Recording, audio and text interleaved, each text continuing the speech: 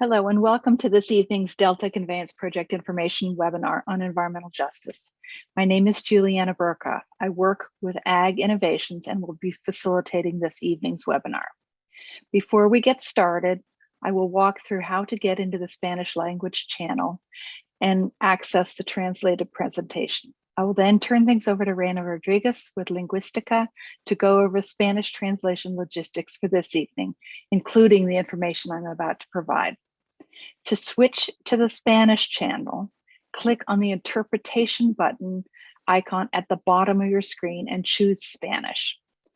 To view or download the translated version of the presentation, go to the informational webinars page on the Delta Conveyance section of the Department of Water Resources website. The website is on this slide. Once you're on that page, scroll down to the information in Espanol section, where you will find a link to the presentation under the header for this evening's webinar. Reina. Muy buenas noches a todos. Reina Rodríguez con Lingüística. El día de hoy acaba de presentarse la señora Juliana Burkhoff, que nos acaba de dejar saber que esta presentación va a ser traducida de manera simultánea del inglés al español a través de la reunión. Para accesar la interpretación, favor de seleccionar el icono que parece un mundo abajo de su pantalla. Después de que seleccione el icono, usted va a seleccionar su lenguaje de español. Le invito a que pongas el audio original en silencio para que de esta manera no escuche un eco en español. Si usted está utilizando un teléfono o otro tipo de dispositivo, le invito a que seleccione los tres puntitos que van a aparecer en su pantalla. Puede buscarlos a mano derecha, superior o inferior. Después de seleccionar los tres puntitos, va a seleccionar interpretación del lenguaje, español y por último oprima listo para que de esta manera pueda participar. Puede usted someter cualquier pregunta o por medio del sistema de QIA que está abajo indicando preguntas y respuestas, y aquí estaremos para asistir en la traducción de ello. Si usted gusta ver los recursos en español y poder tener la oportunidad de descargarlos, favor de ir a la página del proyecto, donde usted puede encontrar el enlace bajo la sección donde dice español, y de esta manera usted va a poder ver la presentación completamente en español, incluyendo previas reuniones y grabaciones. Así es que le invito a que vaya a la página de water.ca.gov y va a irse hasta la sección donde va a hablar sobre la justicia ambiental, que es la reunión de hoy, y allí puede usted descargar toda la información. Gracias. Thank you, Reina. A few more logistical items before we get into the format and the agenda.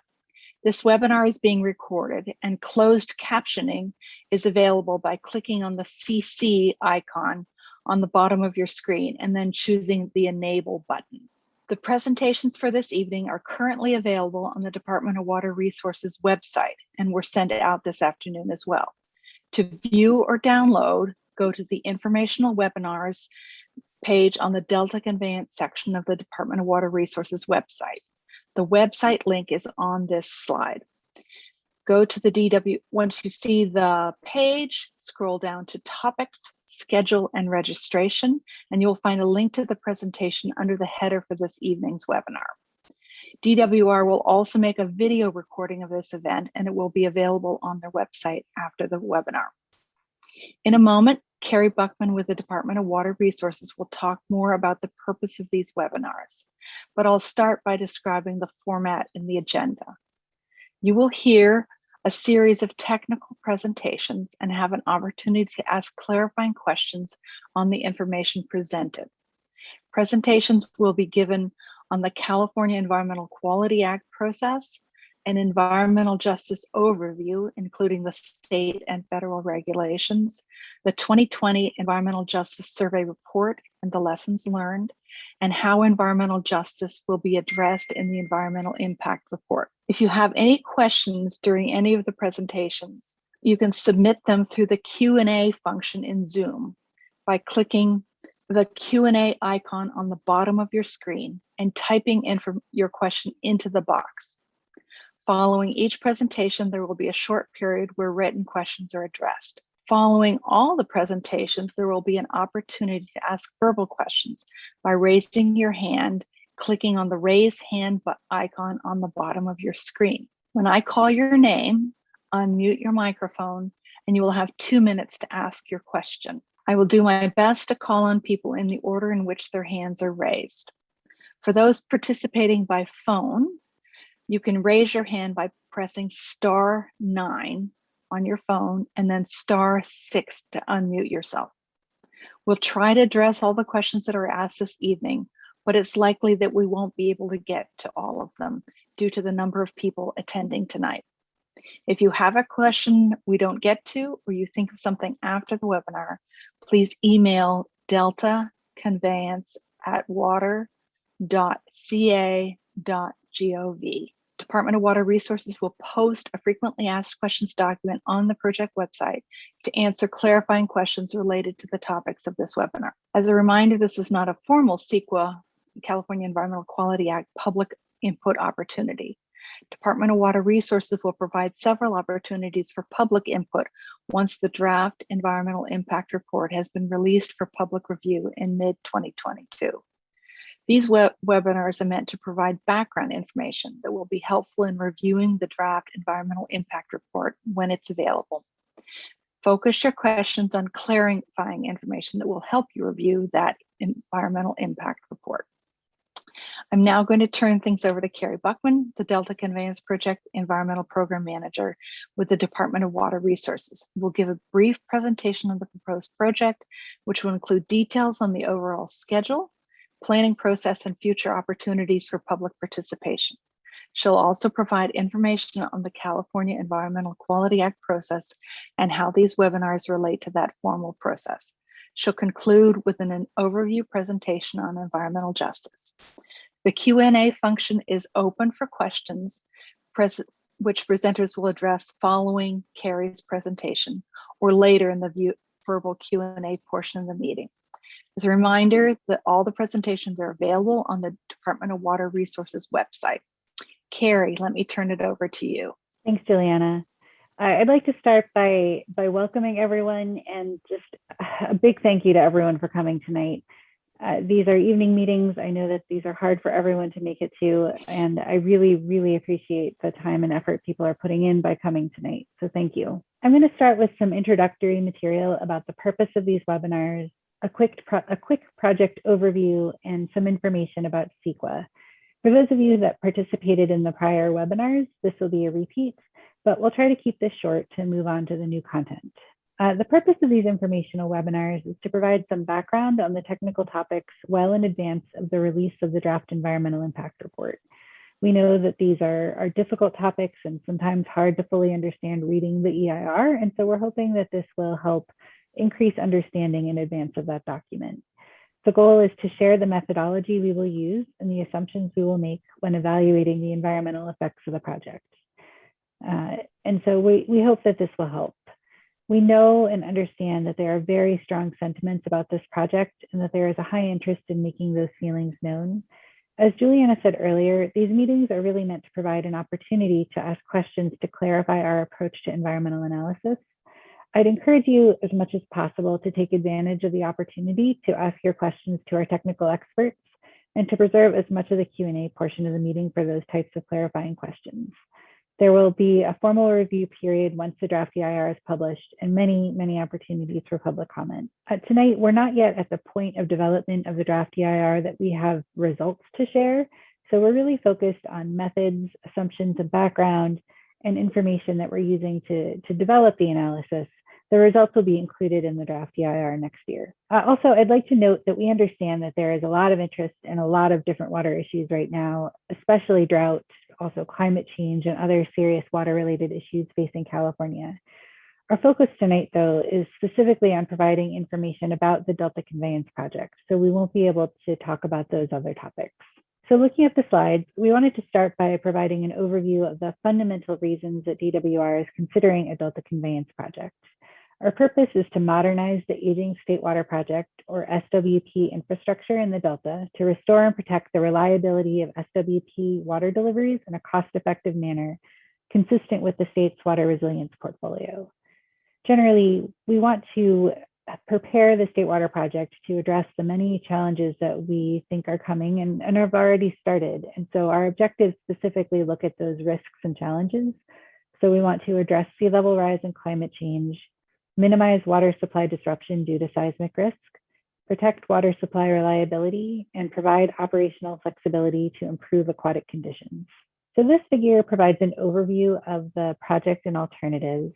The proposed project would include 2 intakes in the North Delta of 3,000 CFS each, and then a tunnel to connect to the South Delta along one of 2 alignments, either the central corridor shown in orange or the eastern corridor shown in blue. They both terminate in a southern complex that includes a pump station that pumps water up from the tunnel to a forebay. The southern forebay would regulate flows in between that pump station and the Banks pumping plant. And so there would then be connectors from the southern forebay to the Banks pumping plant. We are considering some alternatives as well, alternatives that would look at different capacities of 3,000, 4,500, or 7,500 CFS, so larger or smaller than the proposed project, as well as the Bethany alternative, which is shown in green on this figure. So the Bethany alternative would follow a similar alignment to the eastern part of the way down, shown in blue. But as the eastern corridor sort of turns to the southwest, the Bethany corridor goes more south, shown in green, and it pumps water directly from the tunnel up into the existing Bethany reservoir without a southern forebay. And all of these alternatives would be a system of dual conveyance, where the new facilities would operate in conjunction with the existing South Delta SWP facilities, which are the Clifton Court Forebay and Banks pumping plant. And the idea would be to increase capture of water during high flow events. This shows our overall project schedule that we're working on. So right now, our main focus is on CEQA and NEPA, the California Environmental Quality Act, and National Environmental Policy Act. So we're working towards preparing a draft environmental impact report, or EIR, in mid-2022. And the United States Army Corps of Engineers is preparing an environmental impact statement. They will be 2 separate documents, but we are aiming to have overlapping review periods in mid-2022. We'll then work to finalize the environmental documents and develop decision documents in late 2023. We're also starting work on other environmental processes. So we're starting work on draft biological assessment and incidental take permit application for ESA and the California Endangered Species Act, respectively. We're planning to submit those around the time that the draft EIR is released for public review. And the agencies would then work on a biological opinion for Endangered Species Act compliance and incidental take permit for California Endangered Species Act compliance. In 2023 and 2024, we'll focus on a change in point of diversion for our water rights, Delta plan consistency, and other environmental permits. So I'm going to provide an overview of the CEQA process. And just as a flag at the beginning, I just wanted to mention that CEQA is a long and very complicated topic, and much more so than I'm going to be able to discuss now. But we do have a longer presentation on DWR's website. We have a video that provides quite a bit more detail. And so the purpose today is just to create a foundation for the rest of the presentation. But if you have interest, there is this presentation that you can watch on our website as well. So the California Environmental Quality Act, or CEQA, is a requirement for all public agencies subject to the jurisdiction of California to analyze impacts of a proposed project prior to approval. And the evaluation, it evaluates what would happen to the environment in relation to the proposed project. So the idea is that it would disclose potential significant environmental impacts, identify ways to reduce or avoid significant environmental impacts, prevent environmental damage if feasible by requiring implementation of alternatives or mitigation measures, foster interagency coordination and public participation, and show that the state agency or public agency is considering environmental implications of actions prior to making decisions. So to comply with CEQA for the Delta Conveyance Project, DWR is preparing an environmental impact report, or EIR. And we're preparing that to analyze the potential impacts on physical environmental resources. So the purposes here are to inform about a project's potential significant environmental impacts and ways to avoid, minimize, reduce, or compensate for them, demonstrate that the environment is being considered prior to approval of the project, and that the agency has considered the environmental implications of its actions, and ensure prevention of environmental damage if feasible by requiring implementation of feasible alternatives or mitigation measures. EIRs tend to have fairly similar contents, and we are including these in our EIR. So we will have a project description, a description of the environmental setting, which will also be the baseline of assessing how the potential proposed project would impact the environmental setting. A discussion of potential significant environmental impacts, including direct, indirect, and cumulative, mitigation measures to avoid or reduce significant impacts, identification of potential growth-inducing impacts, alternatives, a reasonable range of alternatives that are compared in meaningful detail, and organizations or other persons consulted. This figure provides an overview of the CEQA process. We did start with initial outreach in 2020, and we are currently, as highlighted in yellow, working to identify impacts and potential mitigation measures. We're still in progress on this work. It is not done yet. We're going to finish that and document it in the draft EIR next year. But I just wanted to flag again, and I mentioned earlier that because this is all in progress, we aren't really going to be able to talk about the impact analysis tonight. We're really focused on the background and the methods of analysis. So we'll document this in a draft EIR next year that we will circulate for public review, and we'll also hold public meetings to obtain public comments. We'll then respond to public comments, develop a final EIR, and issue a notice of determination to document our final decision. So before we get into the main portions of the presentation, we wanted to provide a little bit of background information to set the stage. So we want to talk about what is environmental justice and some of the policies and guidelines that help us figure that out. So the Public Resources Code includes the definition of environmental justice.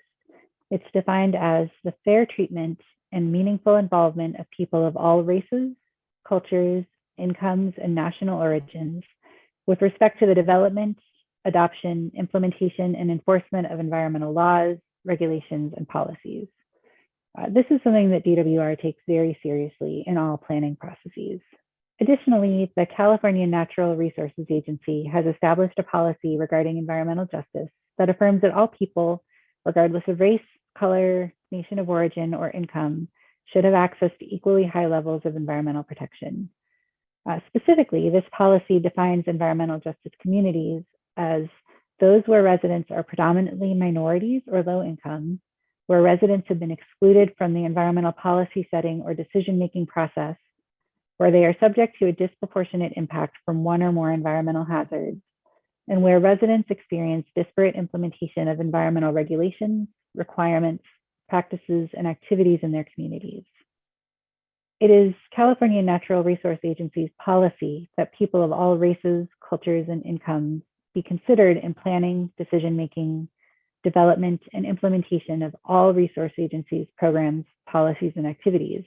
And because DWR is an agency under the California Natural Resources Agency, this policy applies to DWR and the Delta Conveyance Project.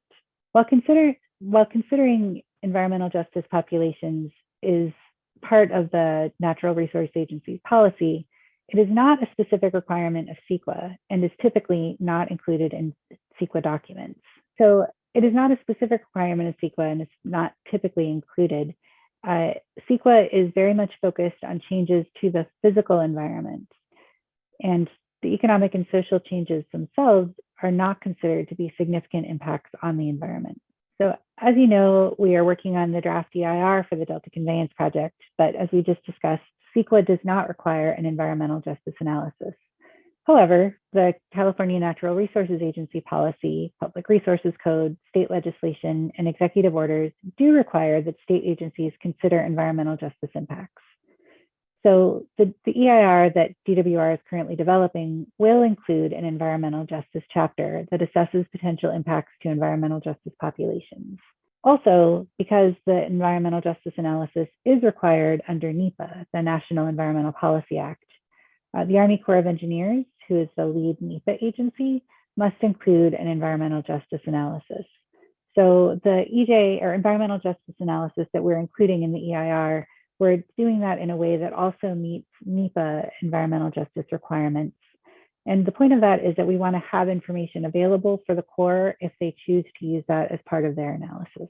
And one other thought about our project purpose and objectives, The fundamental reason that we are proposing this project is to protect the reliability of the State Water Project, which provides an affordable and reliable supply of high quality and safe drinking water for communities across California. And many of those have populations that are economically disadvantaged, including millions of people in Southern California communities. I wanted to just provide a little bit of context for the requirements for NEPA, for an environmental justice review, which include a couple of key federal policies. There's a 1994 executive order that requires federal agencies to examine if projects might result in disproportionately high and adverse environmental effects on minority and low-income populations, including tribal populations. And there's also a very recent 2021 executive order that bolstered the existing policies by specifically connecting the dots between established environmental justice policies and climate resilience policies to secure environmental justice and spur the economic opportunity for disadvantaged communities that have been historically marginalized and overburdened by pollution and underinvestment in housing, transportation, water and wastewater infrastructure, and healthcare. So that concludes the introductory slides, and I think I'm handing it back to Juliana for questions. Thank you, Carrie. There's several questions about the project in the Q&A. A person was wondering what kind of power will be used by trucks and other equipments will it be gas or electric? Do you have any sense of that? So we're still working on a lot of the details, but generally we are looking at requiring the most up-to-date equipment that is currently available. So, we aren't saying that there needs to be certain equipment used that is electric if that electric equipment doesn't exist already. So we're trying to reduce emissions as much as possible, but not assume the use of equipment that isn't yet available. And the reason for that primarily is that we don't want to sort of underestimate emissions by assuming that it can be developed before construction starts. If we don't know that it's going to be available, we aren't assuming it in our analysis. Thanks. A second question about the project. Where will the soil, what some people have called the reusable tunnel material, where will you place that soil? So that depends on the alternatives. So for the central and eastern alternatives, there is, as I mentioned, a southern forebay that includes fairly substantial embankments around the forebay to keep the water within the area. And so to the extent possible, that reusable tunnel material, or RTM, will be conveyed primarily by train to the southern forebay and used for that purpose. The remaining RTM that can't be reused will stay at the tunnel launch sites, which include the Twin Cities site, which is just off of I-5. And then there are sites potentially on Bolden Island for the central alternative, or Lower Roberts for the eastern alternative. Great. Just the last question about your project. Is doing nothing one of the alternatives or one of the things that's on the table? It is. So CEQA does require the consideration of a no project alternative. So they want us to consider how the impacts of a no project alternative would compare to a with project alternative. We are considering the types of actions that would occur or could occur within the water agency's areas absent a Delta Conveyance Project. Without the Delta Conveyance Project, we expect the State Water Project supplies would continue to degrade, and water agencies would need to consider other actions to provide additional local supplies. So we are considering those at a general level because we don't know exactly what agency actions would be taken, but generally we're looking at that within the no project as well. Thanks. There's several questions about environmental justice that focused on the second part of your presentation. The first one is, what has DWR done so far to reach out to disadvantaged communities in the Delta? So I think that question is actually going to be answered by Genevieve in the next part of the presentation. Genevieve, do you want to start answering that now, or would you rather wait until after your slides? I think I should wait till after my slides and then we can revisit it. I'll keep it queued up then. And the last one about environmental justice, a person responds that environmental justice communities are often left out of public processes because of a resource and information gap.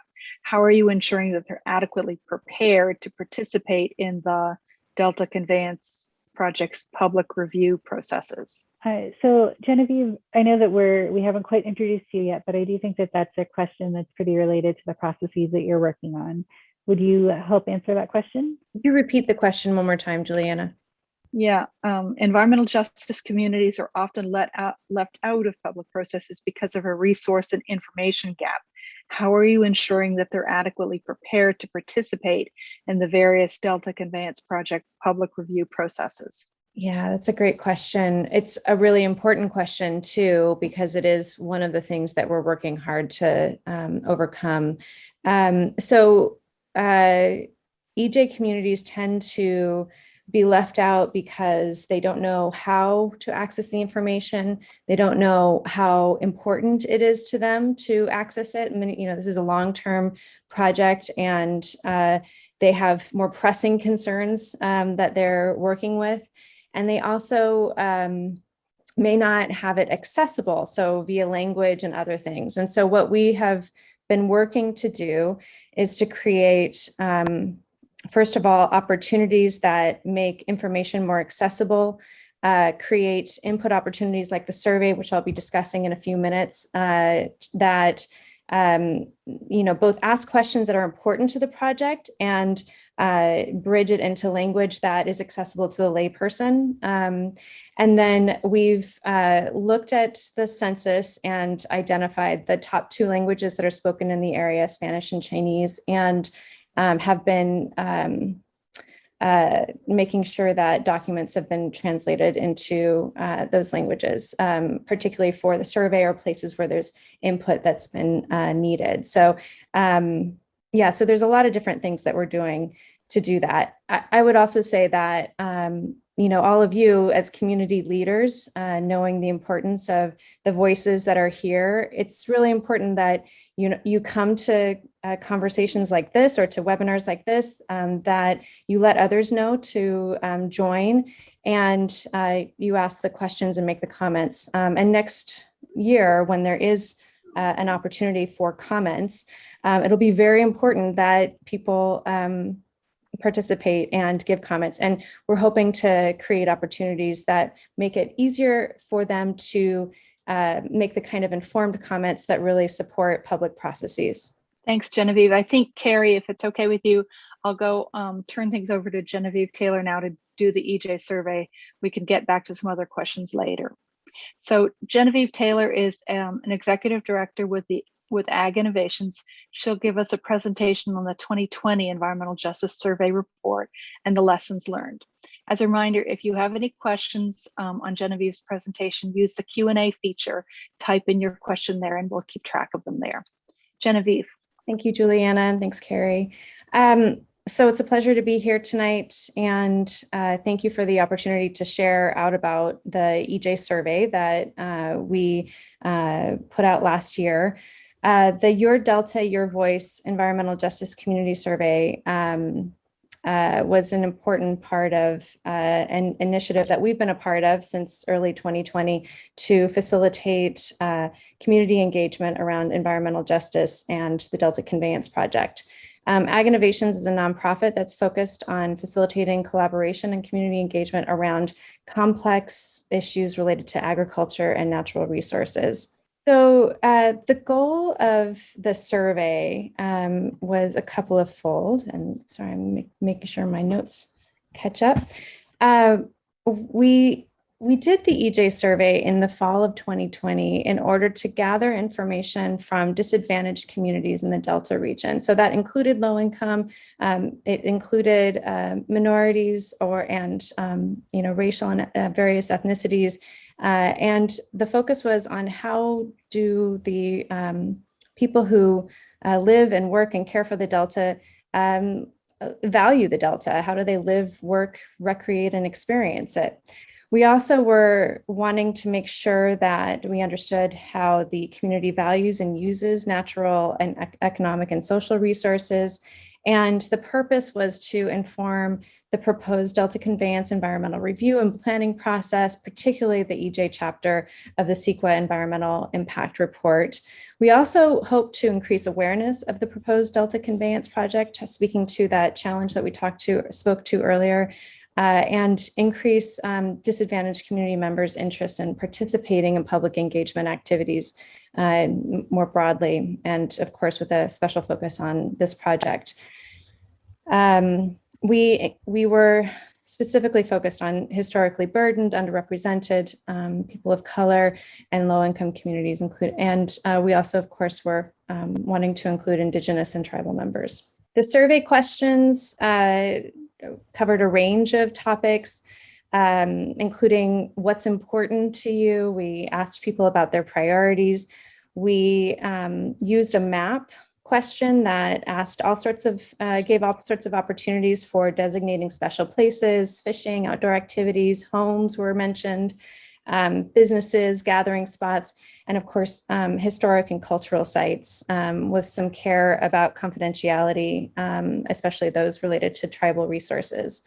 We also had a series of questions around Delta community needs, including what people like best about the Delta and their concerns about their economic well-being and a desire to identify social services that were needed, their experiences in nature, and opinions and concerns about the Delta Conveyance Project, as well as several demographics questions. When we were doing outreach, we knew that the communities of the Delta might be hard to reach because they might not know it was important to participate, because they're busy, potentially because they don't speak English, and because they didn't have access to internet and technology.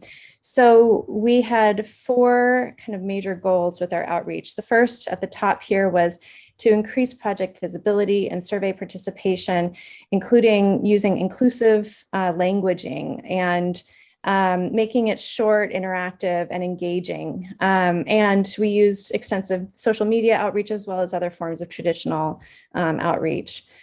We also wanted to increase participation from disadvantaged Delta residents or workers. And so we worked with community organizations and networks to get the word out. We did direct outreach to food banks, schools. We put flyers up at the post offices. And we sent postcards really focused on people with low internet bandwidth, knowing that it would be important to find them in their homes, and hopefully they'd have an opportunity outside of their homes where they had better bandwidth to participate.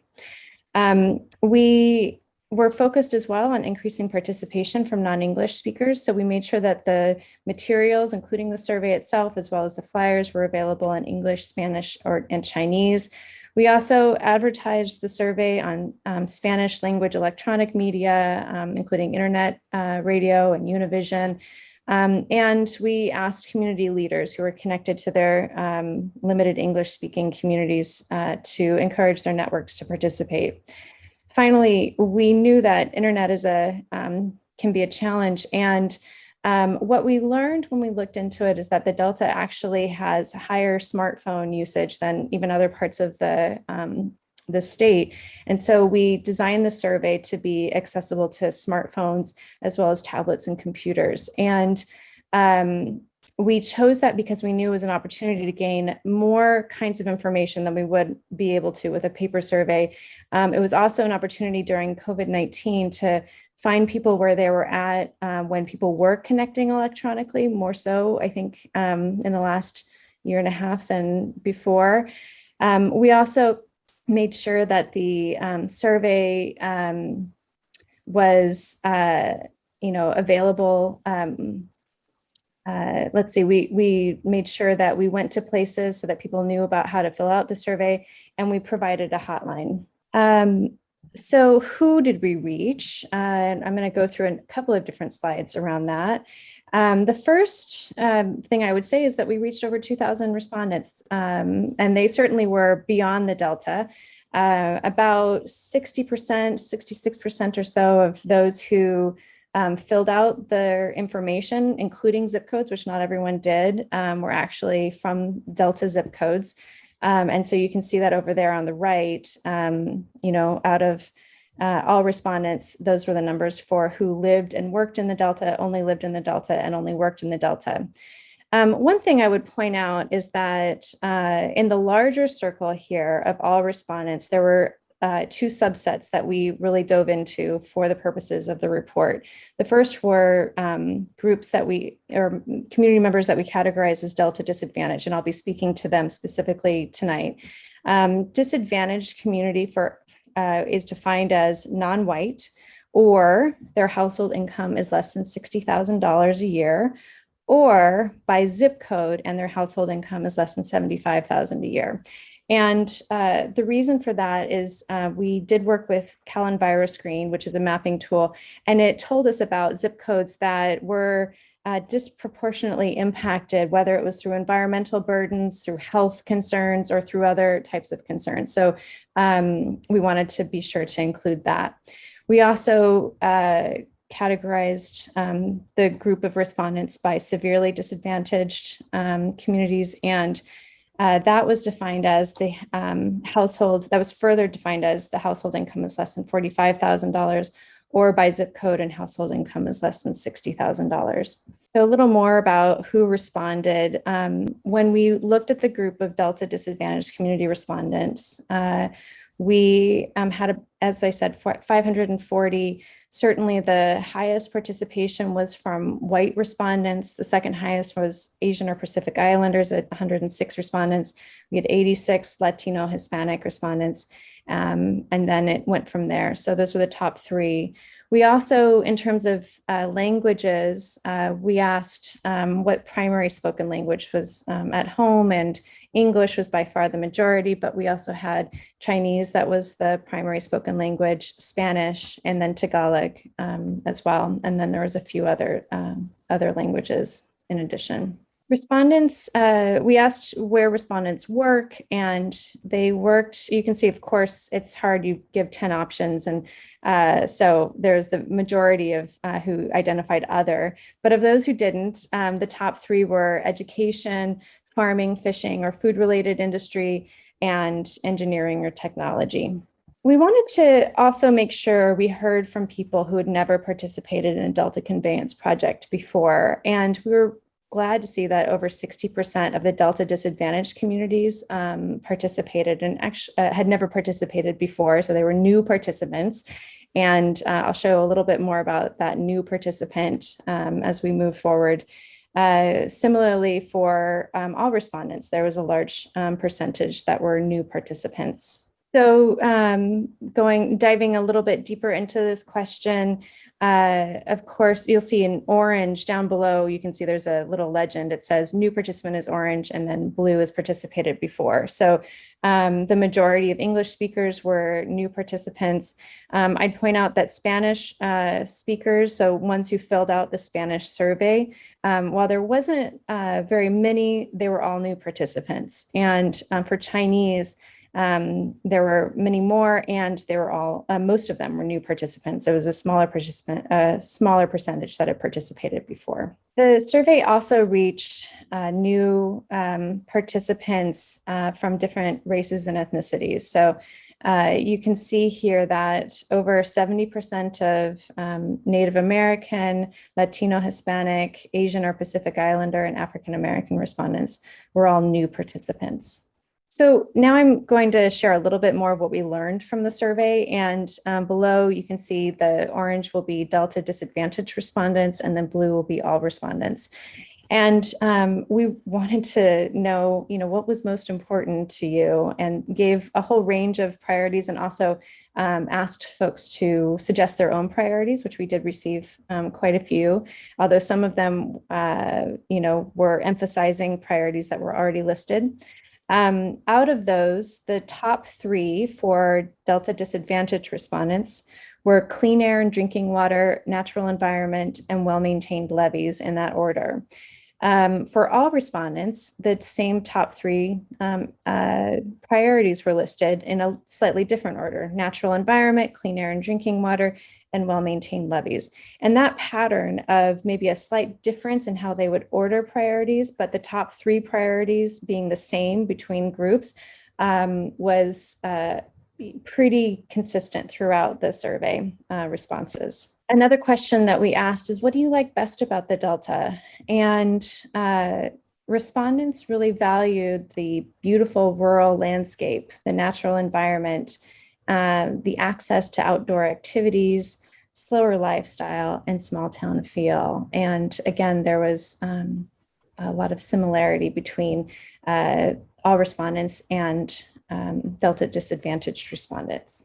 We also asked what their concerns were, and respondents worry about drinking water quality, levee maintenance, and flooding, and the quality of the natural environment. And again, that was shared, although I would say that drinking water quality edged out as the top selection by Delta disadvantaged respondents, whereas levee maintenance and flooding was a higher, was selected more often by the all respondents. One thing too to note right now about all respondents is that it appeared from the answers that there were, people may have been Delta residents, but just didn't include that demographic information. So, looking at what the all respondents said is an important part of the survey alongside these other two populations. So back to that map question, we were able with MetroQuest to take a Google map and offer people map markers and include additional questions on those map markers. So for example, for fishing, we'd ask how many times do you fish a week or and in what season or what kind of fish. So those kinds of questions were asked about these. The top activity, the top map marker was outdoor activities. You can see it far exceeds the others, although there was a robust amount, thousands really, of different map markers were offered.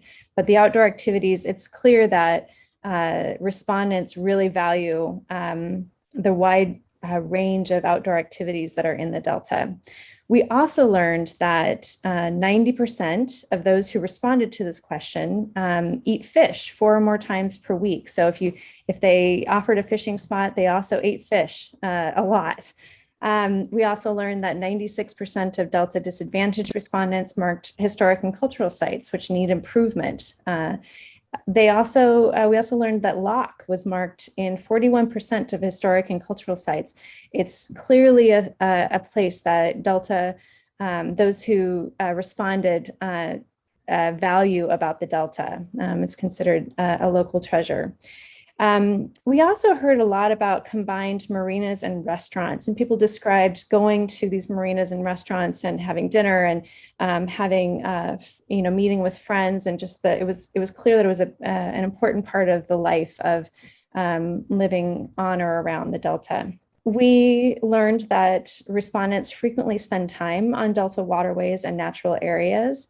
And both for Delta disadvantaged communities, we learned that 70% of those who responded to this question visit the Delta natural areas and waterways more than once per month or more.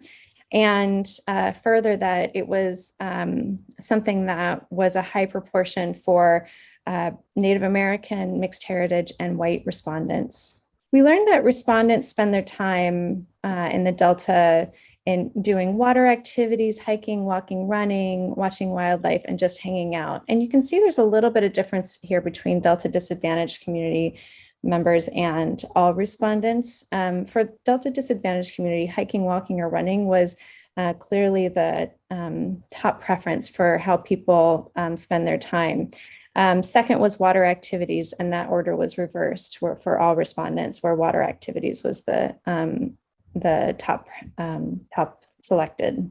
We asked what, if any, social services were needed in the Delta, and respondents said that social services are needed, homeless services are needed, affordable quality housing is needed, children and teen programs are needed, and access to outdoor recreation are all needed.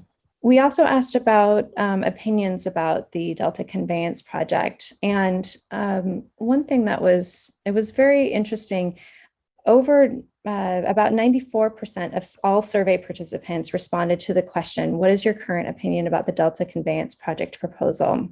And of that, of the Delta region disadvantaged respondents, 95% of that subgroup chose, I don't know enough to have a strong opinion at this time.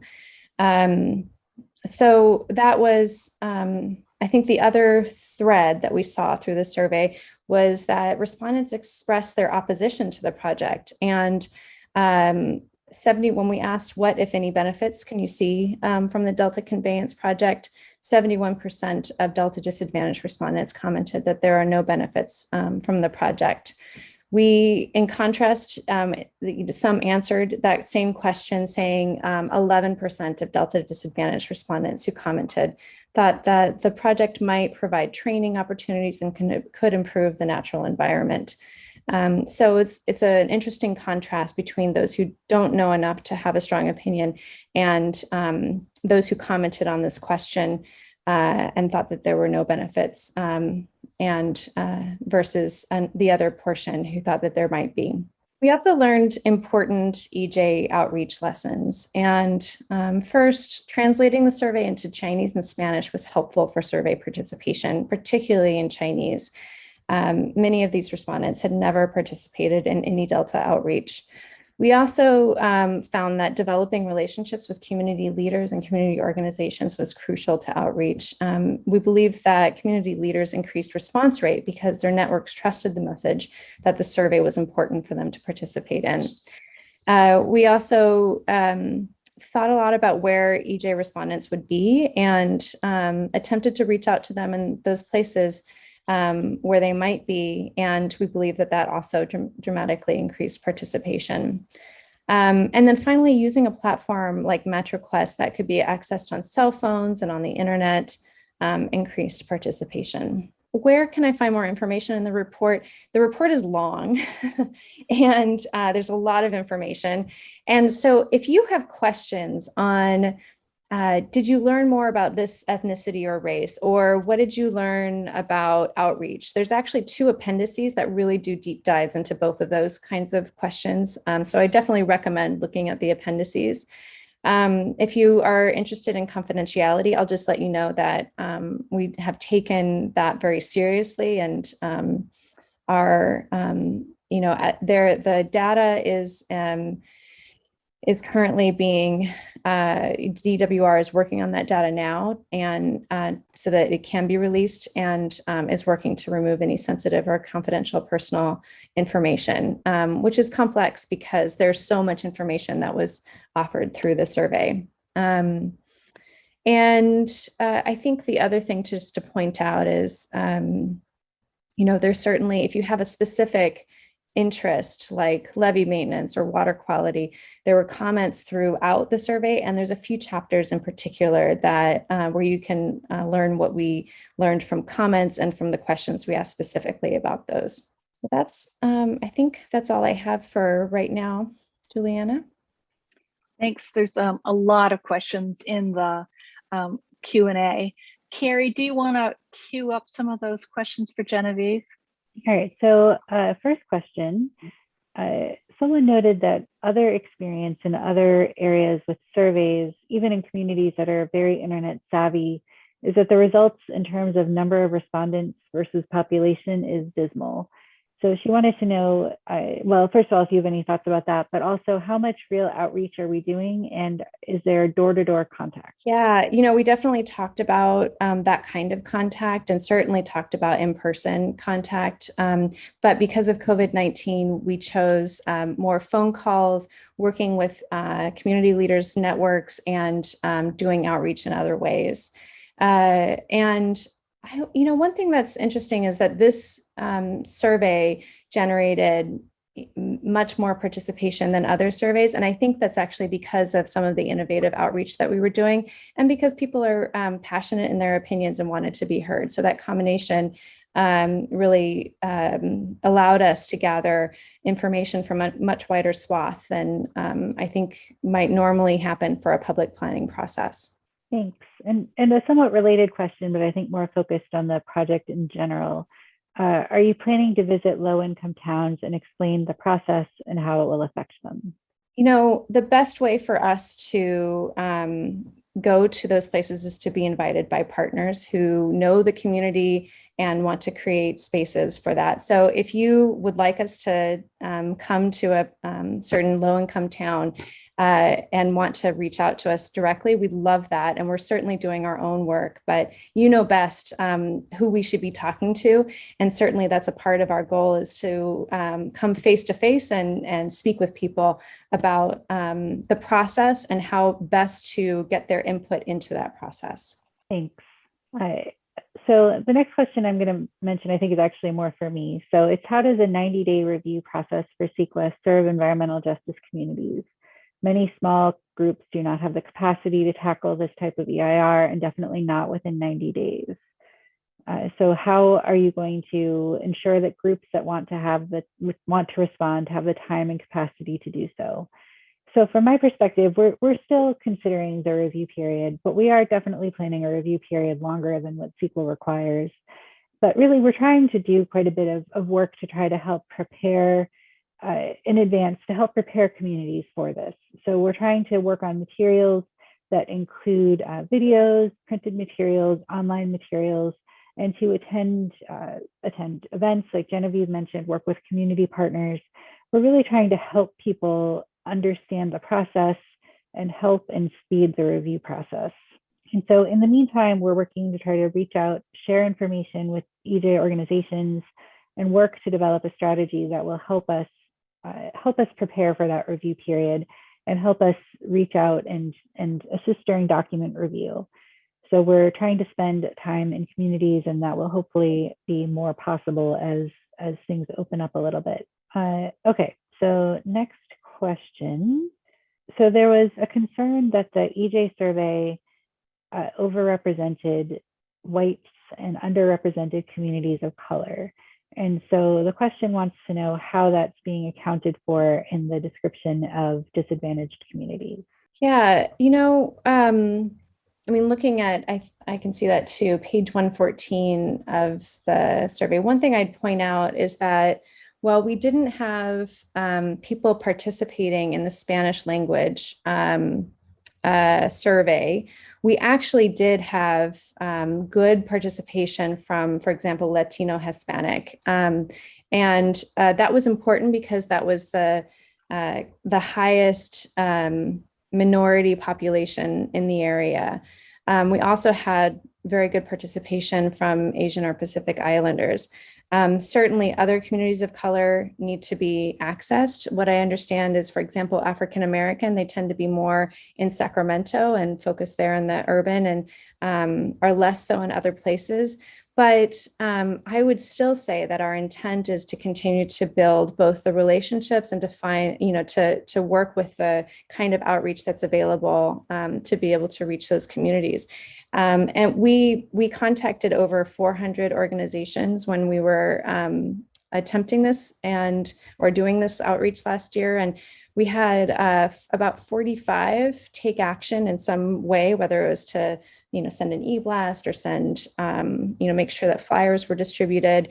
I think maybe 1,000 flyers were distributed in low-income neighborhoods, for example, by the housing authorities that were there, which I think is, it didn't have the advantage of us saying hello personally, but it was a great way to hopefully reinforce messages that they were hearing from other places.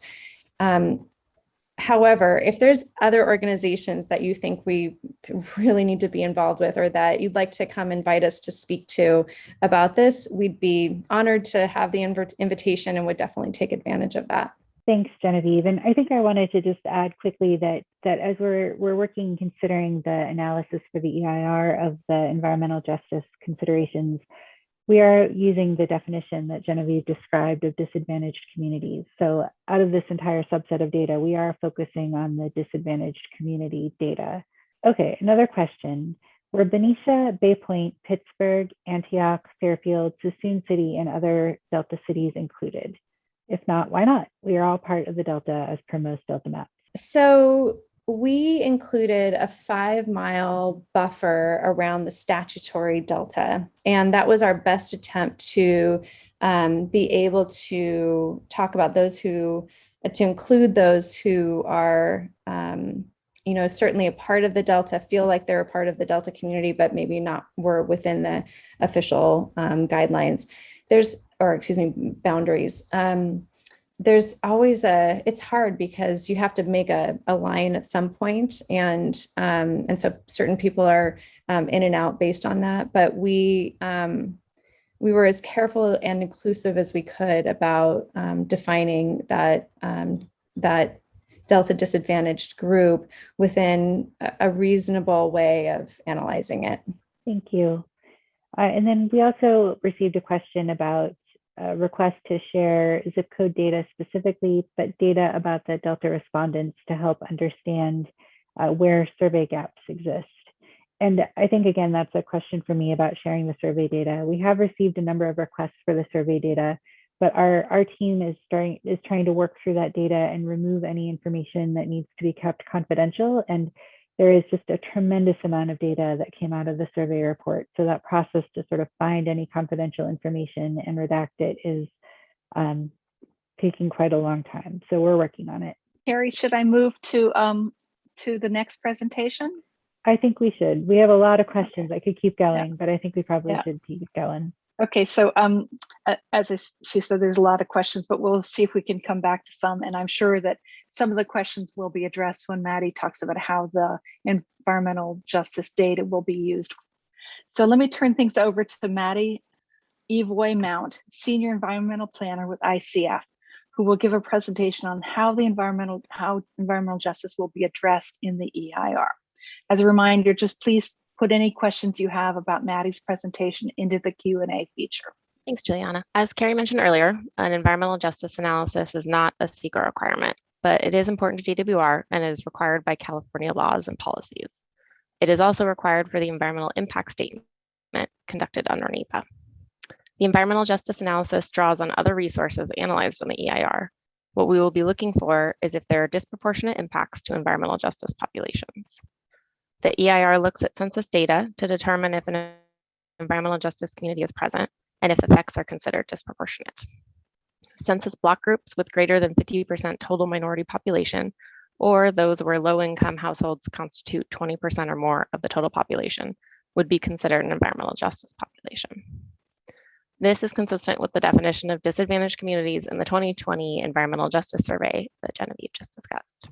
Just to give you a sense for where those environmental justice communities fall within the Delta, we have a preliminary map on the slide that shows where the project features, such as the intakes and tunnel shaft pads, intersect with census tract and block groups for all the project alternatives. The yellow shading that you see is the environmental justice study area. The red lines outline census tracts and the purple lines outline the census block groups. The California Natural Resources Agency has a policy on how to identify environmental justice communities.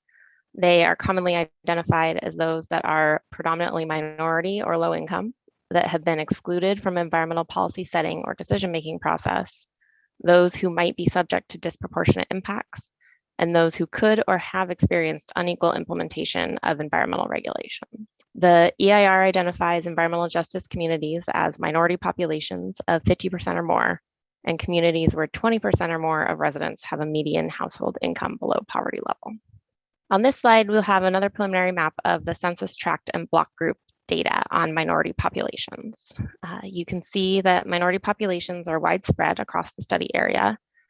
Overall, the study area is 61% minority and 26% Hispanic. This map highlights those census tract and block groups with over 50% minority residents. So on this slide, we have another preliminary map of the census data on income. It shows census block groups with 20% or more of households that have a median income of less than $60,188. As you can see, low-income residents are spread throughout the study area, and 34% of households are considered low-income. Now that I have talked about how environmental justice populations are identified and where they are in relation to the project alternatives, I want to explain how we are approaching this analysis. I have a list here of 4 factors we are considering in our approach. 3 of these factors are guidelines from the Council of Environmental Quality, and the 4th incorporates the Environmental Justice Survey. As you can see with the first 3 bullets, we will look at how project impacts could have disproportionate and adverse effects on minority or low-income populations. This is important because large planning efforts need to fully consider potential disproportionate effects on environmental justice populations. We will look to see if physical effects on the environment will adversely or more severely affect an environmental justice community in the study area. And we will assess if there are more severe adverse cumulative effects. We will also use the results of the Environmental Justice Survey to identify resources that are important to environmental justice communities. If there is an important resource that would be affected, We will examine it to determine what the environmental justice implications might be. As I mentioned, preliminary mapping and census data show that the environmental justice populations are widely distributed throughout most of the Delta. As we continue our analysis, if we find that there is no impact on a resource or that the impact is less than significant before mitigation, we will assume that there will not be a disproportionately high and adverse effect on an environmental justice population. In the event we determine the project has a significant impact on a resource, we will perform additional analyses to determine if the physical change will have a disproportionately high and adverse effect on the environmental justice population. In some cases, we might find that there is a physical impact that is significant, but that the impact does not have a high and adverse effect on an environmental justice population. Some significant impacts could affect environmental justice populations and the rest of the general population equally. Mitigation measures could also have impacts on environmental justice populations, and we will evaluate them to determine if and where significant impacts could occur. The Community Benefits Program is not considered mitigation and will be analyzed in a separate chapter. Some of the other resources covered in the EIR that may be of interest to environmental justice populations include air quality and greenhouse gases, land use, socioeconomics, and public involvement. So Genevieve provided an overview of the Environmental Justice Survey earlier. The survey results provide us with insights into the resources that are particularly important to environmental justice communities in the study area. These findings will help guide our analysis while we look at how significant impacts to those resources could affect environmental justice communities. So outreach and engagement will continue with disadvantaged and environmental justice communities throughout this environmental review process. This is very important to DWR to make sure that they are providing opportunities for meaningful involvement and participation. And that's it for me. And now I will turn it back over to Juliana for questions. So I want to thank you, Maddie, for spending a few minutes addressing those issues and points. We want to talk now about the questions that were raised from folks on your presentation. I also want to introduce Barb Wolf, who's a senior environmental planner with ICF, who is also available to help answer questions. So Carrie, are there some questions you want to queue up for Maddie and Barbara? Sure, thanks. So the first question is, why is Hood not identified as an EJ community? Which I think I saw that it was. So I just wanted to ask you, Maddie, to explain that a little bit further. Yeah, I think it is identified on that map actually as an EJ community. When you have the chance to zoom in on it, we can see, as we discussed how our study area for EJ is determined, it's based on where the census blocked and census tracts are intersected by the project. So if by any chance it isn't, that would be because it's outside of the study area that we've determined for EJ. Thanks. And then another question is, the environmental justice study area is largely set by the physical construction footprint, but what if there are impacts that are significant impacts outside of that area that could affect EJ communities? Would those be considered? Such as if there was, and we don't know if there is, but if there was a water quality effect outside of that area, would it be considered? Yeah, we look at where the effects of the project could occur. So if there is a effect that occurs outside of the project, we would consider that an effect that bisects a census block or tract and would analyze those effects. I think that, Juliana, we can probably move on at this point. Okay. A couple people have asked about the presentation and where you can find it. Let me just reiterate that there'll be a video of this presentation. Also, there'll also be the presentation itself will be on the Department of Water Resources website already. So you can see that in Spanish and in English on the Department of Water Resources website. And then as soon as possible, this video will be posted. So we'll spend the rest of the evening answering verbal questions. If you have a question on any of the content covered this evening, raise your hand, and to raise your hand, you'll see it at the bottom of your screen. And when you raise your hand, you'll be put into the queue. What I'll do is I'll notice when people raise their hand, and I'll call on people in the order in which they raise their hand. For those of you who are participating by phone, you also can participate. You raise your hand by pressing *9. And once you press *9, then that'll be the equivalent of raising your hand. And then you press *6 to unmute.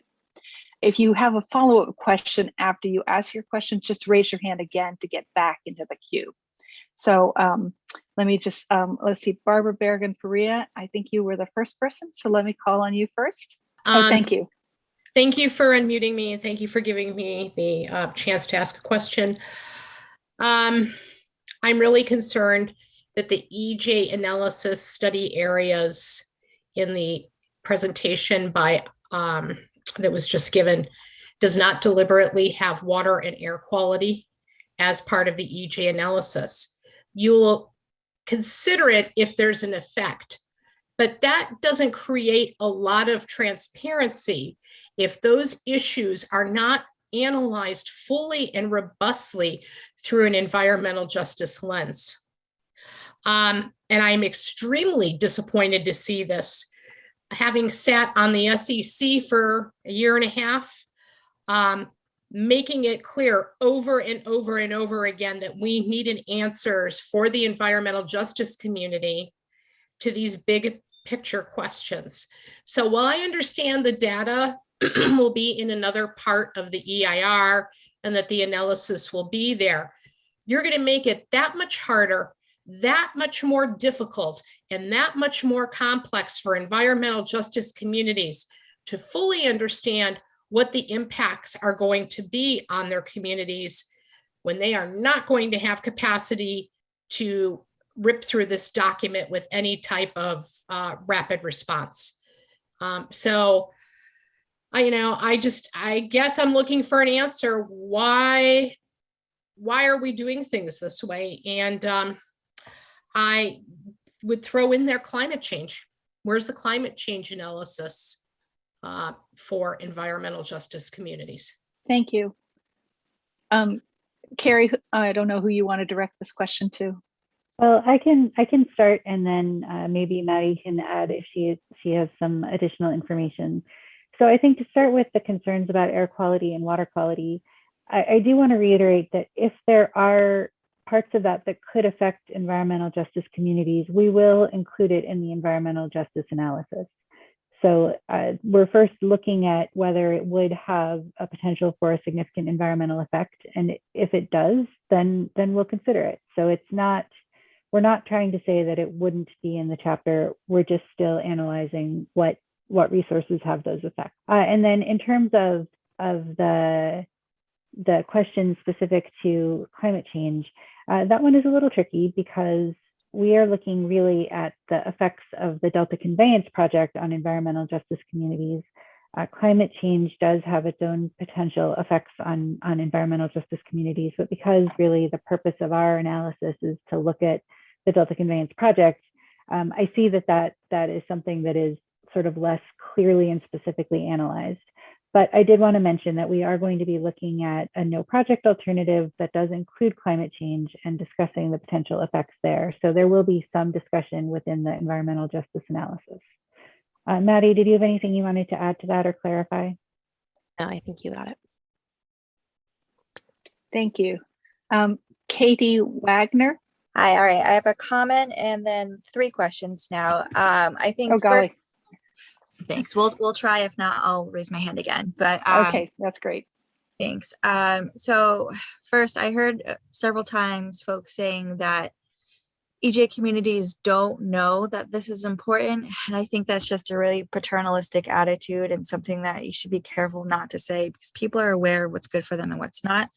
My first question is, if 71% of Delta's disadvantaged respondents are opposed to the project, I mean, at what number does it take for this project to stop moving forward? Does it have to be 90? Does it have to be 100%? And the fact that there are so many angry callers calling all the time, like at what point does the public's opposition to this actually matter? And then I also wanted to know, are you looking at EJ communities north of the Delta who are impacted, particularly the tribes? So when the tunnel destroys the salmon populations, and that affects tribes north of the Delta, are they going to be considered, even if they don't live in the Delta defined on the maps? And then my third question is piggybacking off of Barbara's about the climate change. I'm not really satisfied with that answer. I'd really like to see what about the compounded effects of climate change and the tunnel, because we already know climate change is bad, but with the tunnel drawing water away, that's already going to be evaporating from the Sierra snowmelt. It's just not going to be there anymore. If you take both of those things into account, and they're compounded exponentially, that's going to be a much more serious problem. So are you going to look at that? Thank you. Thanks, Katie. So the first question is the percentage of people who responded that they dislike the tunnel. What percentage would persuade you that to not go forward with the tunnel? So a lot of what we're doing here as part of the CEQA analysis and in the environmental impact report is working to disclose the potential for effects to decision makers. So we're looking at a whole suite of information.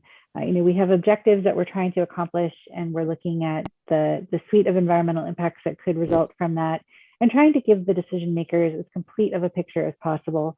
So certainly this information about communities not supporting the project is absolutely something that decision makers will consider. I don't think that there is a percentage more or less that makes it, it matters no matter what the percentage. I think that is a piece of information the decision makers will consider. It's not the only piece. Thanks. And then the fish question was next. I think it was tribes, right? So yes, I'm sorry, tribes and fish. I took notes as well, because sometimes I forget when we have compound questions. So the second question was about looking north of Delta and whether we're considering effects north of Delta. And I think it was specifically discussing fish and tribal effects. So I wanted to mention a couple of things there. Again, similar to the concept about water quality and air quality, if we do have the potential for significant effects north of the Delta, then we would look at those through an EJ lens as well. And I did also want to mention that we are having a separate tribal consultation process where we are working with tribes to try to identify tribal cultural resources and discuss the potential for effects and mitigation to those. And then the third question was about the compounded effects of climate change and environmental justice. And I understand that concern. I think that I'll consider ways that we can try to address it. I think, again, because CEQA is somewhat limited and prescriptive, I'm not sure that by examining our project that we are fully capturing that, but I'll consider, we'll take that back and think about it some more. Thanks. Tim Stroshane, you're next in the queue. Thank you. I'd like to know, you had this very nice slide early on that was titled, "We Learned Important EJ Outreach Lessons."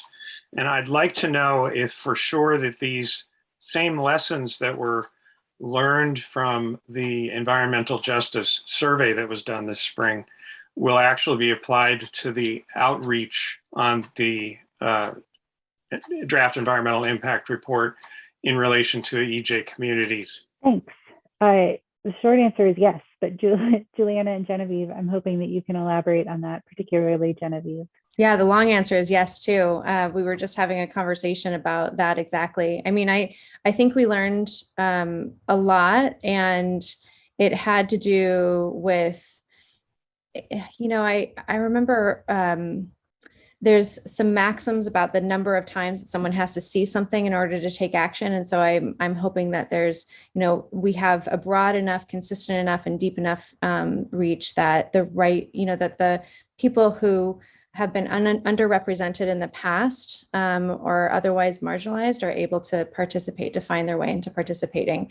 And so we plan to be creative in terms of informing and also providing as much support as these groups need to be able to know how to submit comments. And so we'll certainly be in touch with EJ leaders in the area to be creative around that as we move forward next year. Thanks. Let me call in Francis Coates. Thank you. I was wondering whether the state intends to meet its obligations under the public trust doctrine to consider the effect of its decisions on public access to and use of navigable water and public lands the public has a right to fish on, and to avoid interfering with those rights whenever feasible, and to do that in a public process. I've seen a lot of this. Most of the discussion seems to be aimed at, in part, complying with CEQA. Well, I was wondering if there's an intent to comply with the public trust doctrine too. Thank you. Thank you, Mr. Coates. So I think that the team we have tonight is really focused on environmental justice expertise. And so I don't think that we have the experts here tonight to talk about fishing rights and public access. So I think that this is one that we'll need to follow up on and include in our FAQ after the meeting. Thanks. Nancy Blastos, you're next in the queue. Go ahead and unmute your microphone, Nancy. Got it. I'm so There you sorry. go. That's all right. I just don't understand with these huge tunnels being shoved underneath the delta and the tributaries, how fishing will not be interrupted. And how much people eat fish 4 times a week, and 70% of the people don't think it's a good idea. It seems to me like we're taking away a food source from people. If the fishing, I just don't understand how it won't be interrupted with these, with the tunnels being forced underneath, the land and water. Thank you. Carrie? So we're still in the process of evaluating effects. So I think we aren't really able to talk yet about whether the Delta Conveyance Project would or wouldn't affect the potential for subsistence fishing. We're just not there yet in the process, but we are examining the potential and whether the construction or operations of the project would have the potential to have that kind of effect. And if we do, we'll look at ways to avoid or reduce that through mitigation. Susan Patrick, you're next in the queue. Susan, I'll come back to you in just a second. Usually your microphone is at the bottom of your screen, but it all depends on how Zoom looks on your screen, so I can't really help you. The next person is from a phone call, and let's see, the last 4 digits of your number are, 8734. You're next in the queue. Go ahead and unmute your microphone by pushing *6. Okay, can you hear me? Absolutely. Okay.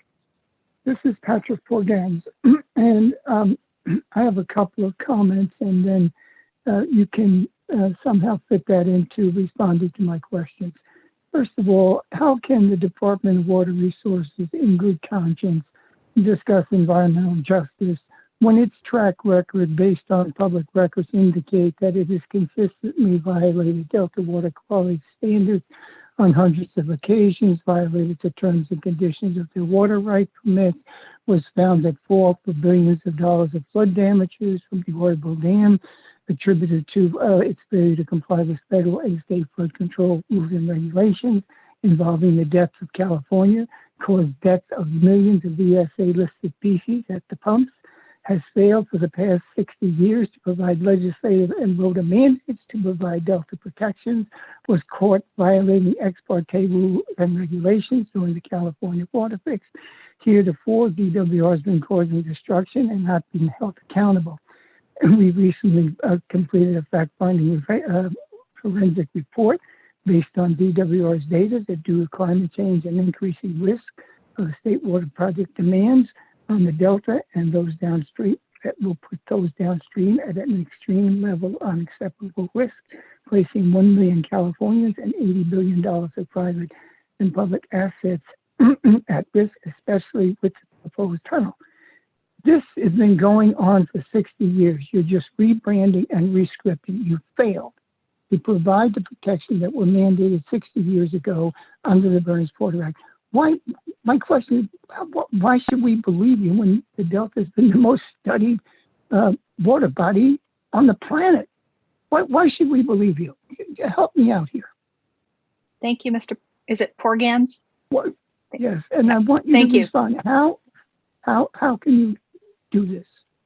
Thank you, Mr. Porgans. So I think that as I mentioned earlier, we really are focused tonight on the Delta Conveyance Project. So the discussion about the discussion specific to environmental justice, it is hard to weigh the environmental justice issues, the broad sweeping issues that you mentioned. So I think focusing on Delta Conveyance, I think that we've heard a number of times, and you're not the first person, that we really need to think about how to document accountability over the course of this project. It's something that we definitely understand and we started to think about. I don't think that we have yet come up with a way to do that, but I think certainly a process that documents accountability, compliance, and does that in a transparent way is really key to consider as we work towards the project if it is in fact approved. Thank you. Anatoly Falagan, you're next in the queue. Yes, hi, can you hear me? Yes. Yes, thank you very much. I had one question. In your initial part of this presentation, there was a reference to the aspect of the project's relationship to EJ communities that would be recipients or beneficiaries of the water reliability. And if you could just clarify again, I was trying to understand where in the environmental process that review or that quantification would take place. Thank you. So we are looking at the potential for water that is delivered to state water project contractors to provide some benefits to environmental justice communities as well. We're certainly focused on the impacts within the construction area, but we know that many environmental justice communities rely on water from the state water project, and if the state water project supplies were to decline, they would be adversely affected. So within the EIR, we are planning to have an analysis of that. I don't know that it will be quantitative, but we will consider that change that would occur with the project as part of the environmental justice analysis. Thank you. Cheryl Weldon. I have 3 questions, 2 on the survey. And first of all, I understand that it's very, very difficult to do outreach on the survey, and congratulations for your innovative ways. I have 2 questions on the survey. One, maybe I missed it, but I did not see a specific delineation for tribes. Were the tribes contacted? Did you have data on the tribes? 2, do you feel, even though I thought the numbers were pretty small, I don't know the total population in the Delta, but do you feel that, I heard the term, we learned that. Do you feel like you really did, with the amount of the numbers that you had, learn that? Were they good enough representation?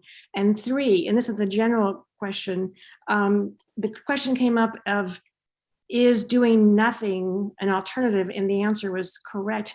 And I've heard some talks from the Pacific Institute from Berkeley, which seems to indicate that we could get out of this with enough water with other alternatives like conservation and toilet to tap. Were those considerations taken into account? Also, the third one you don't have to answer because I know it's not environmental justice. Thank you.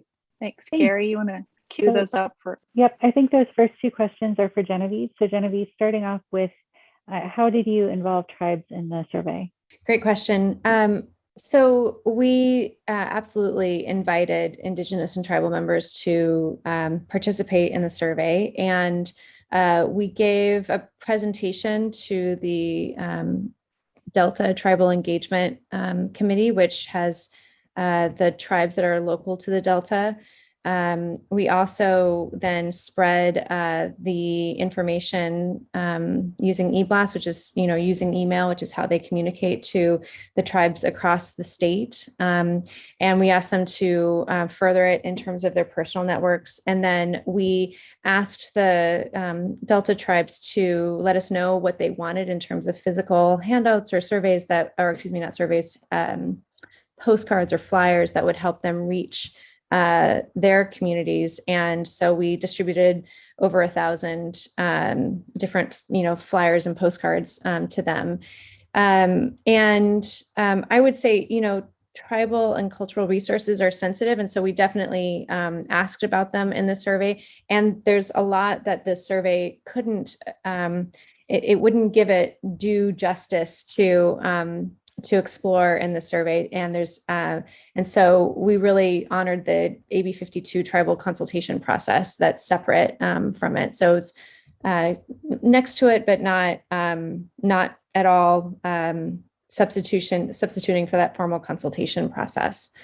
The other question was about whether or not it was representative.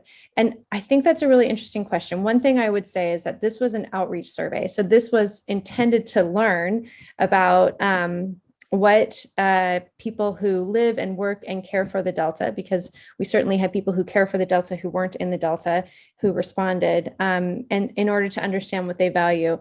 It wasn't intended to be, like a representative sample, like in other places there, in other forums, there might be other places for that. Having said that, the information that we gained and the quantities that we gained it did give us real insight into what respondents were thinking. And that information then leads us to other questions, other conversations. So it's intended to be a platform for understanding, both in the, for use in the EIR, as well as to further our discussions over time, and to continue to build on. Thanks. And just a note on the alternatives question. As I mentioned earlier, we are considering a no project alternative.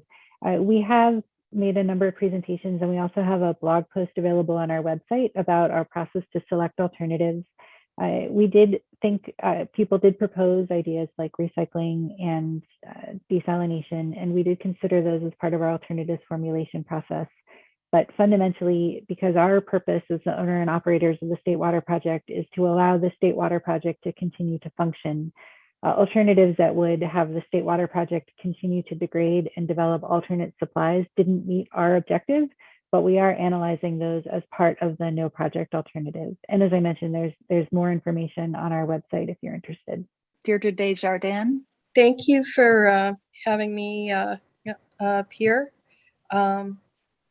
I wanted to ask about the environmental justice process for location of the North Delta intakes, because my understanding is that was carried over from the previous project.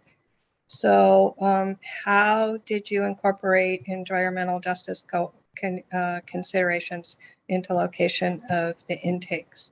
So I think Maddie might be able to provide more on this, but just as an overview, the way that we're looking at the environmental justice analysis is that we are analyzing the alternatives that we have and then comparing them to the environmental justice communities. So really we're looking at the idea that that we have a set of intakes and we're looking at what the impacts could be to the environmental justice communities and then potentially considering modifications. That said, as Maddie outlined, most of the Delta that we're looking at is qualified as an environmental justice community. And so it's hard to really shift them. I mean, we have other concerns in terms of fishery needs and other cultural resource evaluations. So there are a suite of impacts that we need to consider, but also we wouldn't really be moving away from an environmental justice community because the community is fairly broad. But Maddie, maybe you have more to add to that. No, you took my answer. That's exactly part of the reason. I mean, as you can see from the map, almost the entire study area is an EJ community. So moving the intakes wouldn't change the impacts. It would just make it closer to a different EJ community. So that is how we kept those. Thanks, Corey. You're next in the queue if you want to unmute your microphone. Okay, can you hear me okay?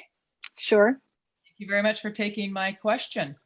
My first question is for transparency's sake, I would really like to know how many people are on the call, how many questions you have in queue, and I'm taking it that since you've taken my question, there aren't very many of us, so it would be interesting to see what the actual ratio of respondents or attendees and questions you have ongoing. And other Zoom calls I have been on, we can actually see the questions that are being posted at the time they're being posted. So we could get a feel for that as just standby participants.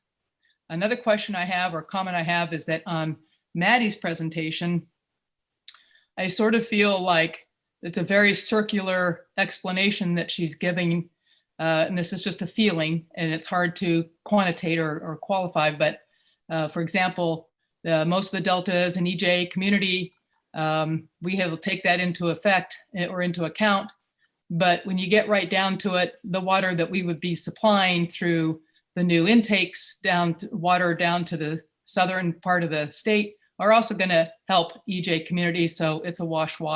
Therefore, it's a very circular kind of response, and it doesn't really get us anywhere at all on this whole proposal. So those are just two of my questions I have at this point. Thank you for taking my questions. Carrie? Sure. So I think with the transparency question, at this point, we have 75 attendees. Some people have left over the course of the meeting. I think that we were up over about 100 earlier in the meeting, but I think as we've reached Q&A, some people have left. We have 7 people remaining to ask questions. And just in terms of a little bit of an overview of what Maddie was doing with the approach, and Maddie, you might want to jump in here more than me. We are looking at effects of the project in general. And so that does include effects within the area where we are constructing and operating the facilities, which are primarily focused in the Delta, as well as the areas that could receive water in the service area. So they are separate analyses and they are separated within the document. So it's not that we're sort of combining everything together, but we are talking about both today. So Maddie, maybe you have something to add to that. Yeah, I don't have a good answer for it, but I agree. It is very circular, and how we look at impacts to one place and we might see benefits in another. It's all part of the process, and we will disclose those impacts. And so it gives the decision makers all that information to make their decisions from. Yes. Tim, you've asked a question, so let me just go to Molly next, and then I'll come back to you just so that we can get some people in the queue who haven't talked yet. Hey, y'all, can you hear me? Yes. Hey, so my question is, in the presentation that you said part of the reason for building this project is to deliver water to disadvantaged communities in Southern California. I was wondering if the EIR will take into consideration how ratepayers in Southern California will be affected and the economic impacts that will have to those disadvantaged communities. So the rates that water agencies would charge to their users are a variety of things make up those rates. So it's not just the project. So let me back up just a minute and mention that the Delta Conveyance Project, if it moved forward, would not be funded by state funding, but would be funded by the water agencies that would receive water. So the cost would be accrued by the water agencies. However, they have a variety of things that feed into their rate decisions, and I don't think that we have the information we would need to document that. I think that we will be working to try to document how that system, well, I think that that's a piece that would be made, a decision that would be made by the public water agencies as they determine whether or not they want to move forward with the project, and they would need to make that decision before determining to fund it. One note as well is that, I think that's largely it, that the water agencies will be disclosing that information on their own as they determine to make decisions. Thanks. Carol de Campos, if you want to unmute your phone. Thank you. You may have just answered my question, or Carrie may have. Recently, there was a question she answered, and I've forgotten the question and I've forgotten the answer, but in her answer, she referred to the decision makers. And just now, she referred to the public water agencies. Who are the decision makers? This is my question. So the decision maker specific to CEQA and the environmental impact report, that would be decided on by the Department of Water Resources. So the director of the Department of Water Resources would make a decision how to proceed in terms of selecting an alternative. That would be made in consultation with really the governor's office and administration, because this is a project that is part of the administration. Additionally, though, the reason that I was mentioning public water agencies is that because the public water agencies would be providing funding for this, they would need to make a decision to participate. And that decision, they would also make that decision within their own board agencies. So DWR would make a decision about which project they would like to implement, if any of the project alternatives, and then the public water agencies would also need to determine to participate in order for this to move forward. Thanks. I'm going to try and get everybody before the time is up. Sherilyn Ashmead. Hi, can you hear me? Yes. Great, thank you. And thank you all for the presentations. It's just been great to have all this information covered. One of the questions that I have is, because EJ communities are spread across the Delta, and as the second questioner pointed out, even beyond the Delta, then how is DWR planning to mitigate some of the effects that might be a result of the project, like across the Delta or across the project area? So unfortunately, we really aren't yet to the point where we're fully understanding what the impacts are. So identifying how to mitigate them is definitely premature. I think that we're going to need a little bit more time in this process to be able to fully answer that question, but we're working on it. Polly Estabrook. Hello. Hi. My question is about the on page 26, you talk about that before you did the survey, you introduced the people to what the survey was going to be about, you know, or I'm sorry, to what the project was going to be about. And I wondered, because I know that area up there has a lot of air pollution already. They have very bad air quality. And I can only imagine that during the construction of the project, perhaps not during the actual, when everything is done, but there, the air quality would be reduced. It would be worse air quality, and along with the dumping of all the earth that you take out to make the tunnel. So what I'm wondering is, specifically on page 26, it says that the survey questions, you first give them a welcome, the purpose, and the project background. And do you talk to them about what will happen during construction? Because when I look at the response, what they said mattered to them. It matters to them that they have clean air, and it matters to them that they have, they worry about drinking water quality. And I wondered, how did they know, did they really understand what this project will entail and how many years it will take to make? Sorry for the long question. Thanks. Genevieve, could you talk about the survey and the content? Yeah, absolutely. I don't have the exact language memorized, but we did in the welcome and overview talk about the 16 years of, you know, potential construction impact. And it was important for us to, and we did say some other, I think we had a little bit more descriptive language around that. So we did include it. And we also encouraged you know, community leaders to educate those who were who they wanted to take the survey about their concerns if they had them about the project. So we just encourage people to talk about it to whatever way that meant for them, so that, you know, with the intent of helping them participate in the survey. So I think that's really what we how we focused it. And yeah, I think, you know, one of the interesting things about the survey is that we had to invite people in as short a way as possible so that we didn't lose them. So it was definitely a fine balance of figuring out what to include in terms of education and what we really didn't have the space for because we would lose them. And in fact, MetroQuest, the survey provider, really helped us achieve that fine line. And also was one of the reasons that we did it is because we could add more information throughout the survey screens where the questions were, so that people could get more information if they needed it. However, you know, it was a very short amount of space that was in the survey. So people had to go elsewhere to really find out more. Thank you. Julie Vandergrift. Hi there, can you hear me? Yes. Okay, well, I did come a little bit late, so I apologize if you covered this, but I did notice that the survey results mentioned levee safety as a high priority. And so I wonder if the Delta EJ communities are currently at flood risk in the event of an earthquake.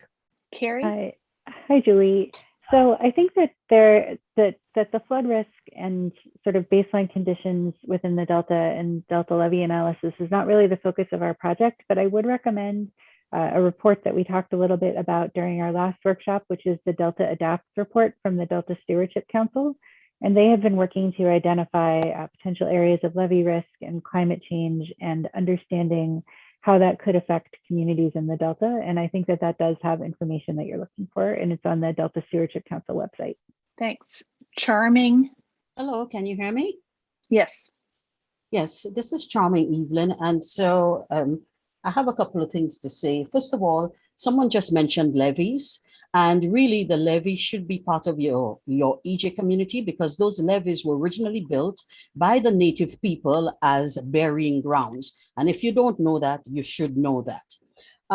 You also mentioned about decision makers, but yet did not say Metropolitan Water District of Southern California and the ratepayers. I live in Southern California, and that means the same people you say you're trying to help will be paying for this through property taxes, where they can lose their homes if they cannot pay their water bills through liens. That is also an environmental and social justice issue, and that should also be brought up.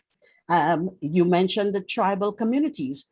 You know, at the beginning of this, they asked DWR to postpone this because of COVID. It was having such a dire effect on the community, and you did not. So I don't see how, in all honesty and with transparency, you can say right now that you reached out to the tribal coalition and you made progress, because they did ask for this to be postponed. Between COVID and now the fires, they really cannot participate at the rate that they should. Now, my questions are this. You said you took a representative sample for the survey, but it really wasn't representative. Will you do so at some point? The other thing is, why do you think that recycled water degrades the State Water Project supply? And how many BIPOC people actually worked on the survey? And for the people who don't know BIPOC, we're talking about Black, Indigenous, people of color. How many of them actually worked on the survey? Carrie? So Genevieve, I'm hoping that you can talk about the representative nature of the survey. Yeah. So I would say that, oh, am I on mute? Okay. The representative survey, the intent was to reach out to the Delta community. It wasn't an academic study where we were taking into account, you know, a representative sample. That's an academic process that wasn't part of what we were doing. However, I would say that the survey has reached many hundreds more than I think other surveys have in the Delta region. And so because of that, it's gives us important insight into what the Delta communities value. So I think that's the first thing that I would say. And if there's others that, you know, on the team, Juliana, if you wanted to say anything else about that, for example, that might be helpful. But I can understand that the representative question is one that perhaps we can come up with a written answer as well that explains a little bit more about the difference between this survey and other types of, you know, inquiries. I think that Genevieve was careful to say that this was not a representative sample. So, and people have asked, if it wasn't a representative sample, how can you say confidently that you learned anything, or will you do a representative sample later?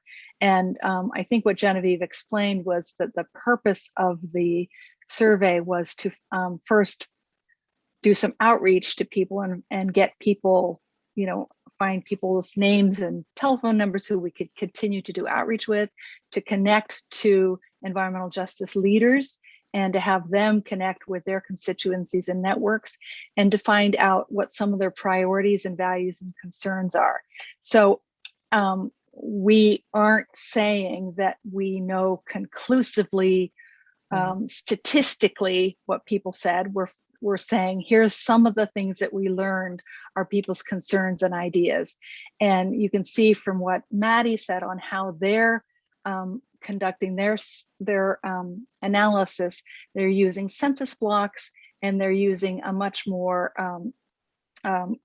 quantitative method to describe what the area is.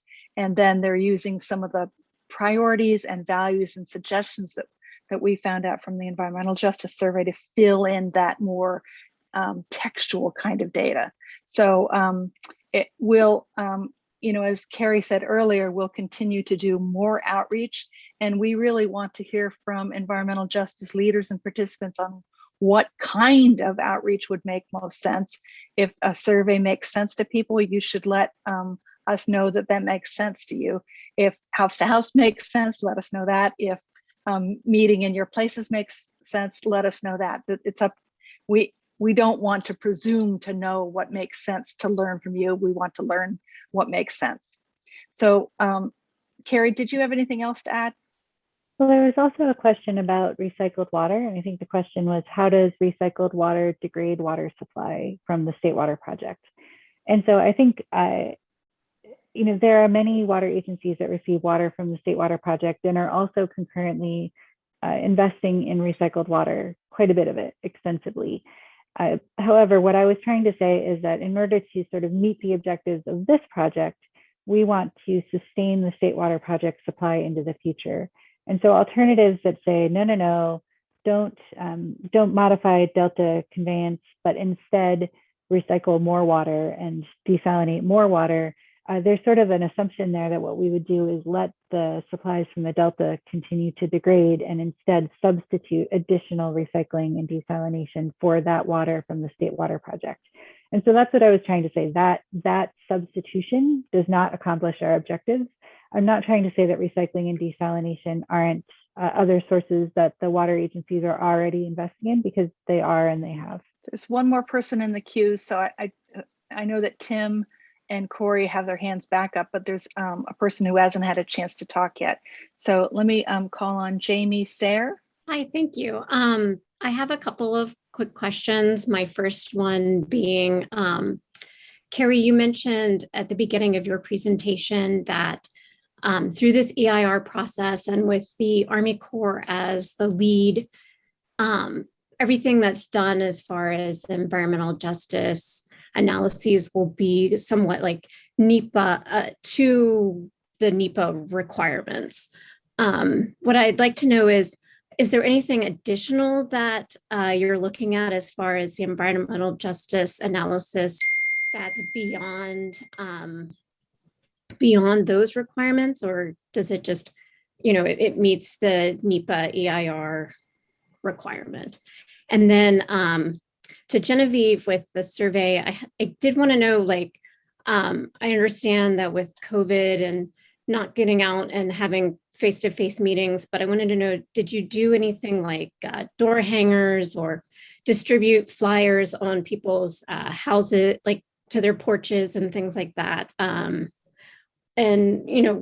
did more of a blasting of flyers and information, and if you had any idea as to how many people you outreach to versus how many participated in the survey, and then how long was the survey open, and did that survey change at all throughout the scope of, throughout the time that it was live? Okay, that's a lot of questions, Carrie. I can start and then I'll hand it over to Genevieve for the survey questions. So the first part of the question was about whether the environmental justice chapter in the EIR will include anything in addition to what's required for NEPA.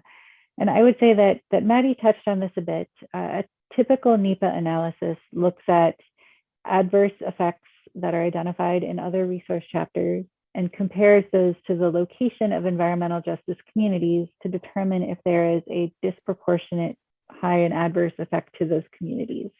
And we are doing that.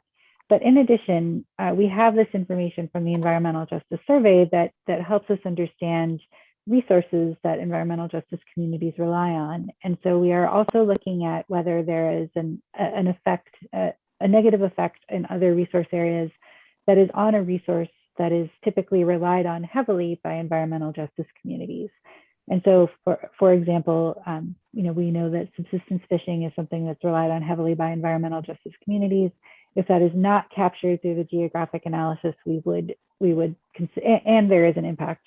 If we find an impact and that is not captured through the evaluation of the geographic location of communities, we would look at that because it is identified in the survey as a resource that's relied on by communities. So Genevieve, could you answer the survey question? Yeah, so in terms of when the survey was open, it was open from September 30th through December 11th. And So that's 9 to 10 weeks, somewhere in there.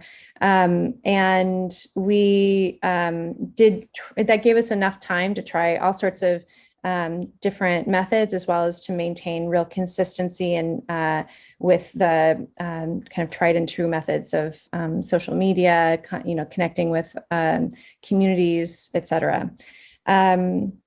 In terms of door hangers and flyers, we did have support from some housing authorities, at least one, and I think two actually, that was in the kind of North Delta region in the Sacramento kind of east, northwest and east. No, sorry.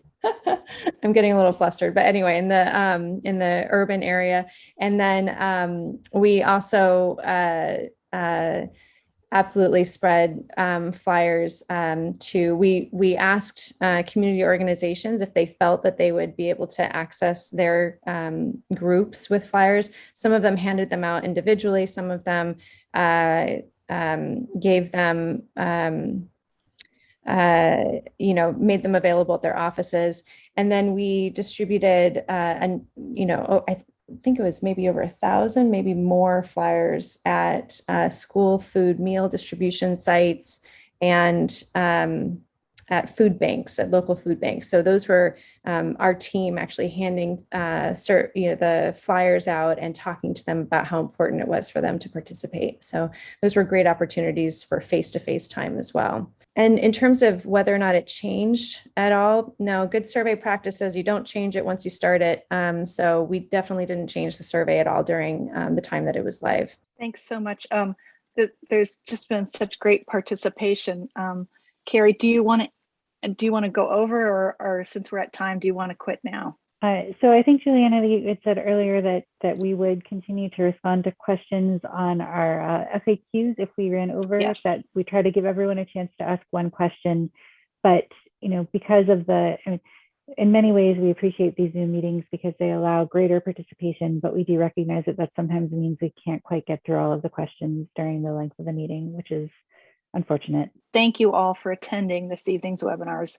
So make sure you look at the Department of Water Resources website. You can view or download the informational webinars page on the Delta Conveyance section of the website.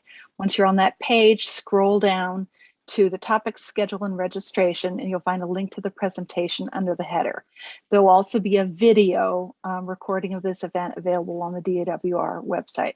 If you have a question that we didn't get to during the webinar, please email it to deltaconveyance@water.ca.gov. DWR is taking notes on all these questions, and it will prepare a frequently asked questions document to answer clarifying questions related to the topics of the webinar, and it'll post it to that project website. Since this is the last in the series of informational webinars, DWR will send an electronic notification to their whole distribution list with all the materials and all the related webinar information from all 4 webinars, including the presentations, the videos, and the frequently asked questions. If you have additional questions about any of those, please go ahead and mail it to the Delta Conveyance website.